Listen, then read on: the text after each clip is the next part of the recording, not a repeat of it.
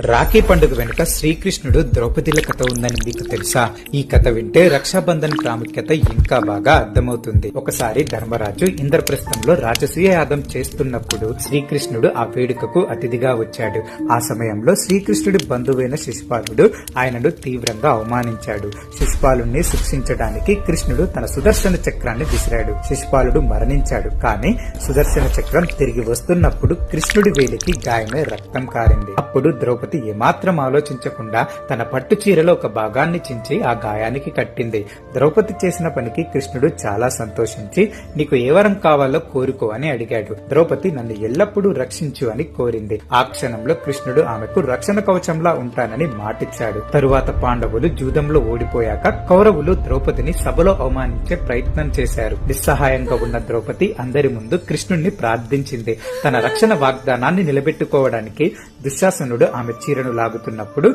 కృష్ణుడు ఆమెకు అంతులేని చీరను ప్రసాదించాడు. దుశ్శాసనుడు ఎంత లాగిన చీర రాకుండా చివరికి అలసిపోయి ఓడిపోయాడు. ఇలా అన్నలా కృష్ణుడు ద్రౌపదిని కాపాడాడు. ఈ అద్భుతమైన కథ నుంచే రాఖీ పండుగలో అన్నా చెల్లెళ్ల అనుబంధం మొదలైందని చెబుతారు. ఈ కథ పవిత్రమైన బంధానికి, దాని వెనుక ఉన్న ప్రేమకు, రక్షణకు చిహ్నం. మీ అందరికీ రక్షాబంధన్ శుభాకాంక్షలు.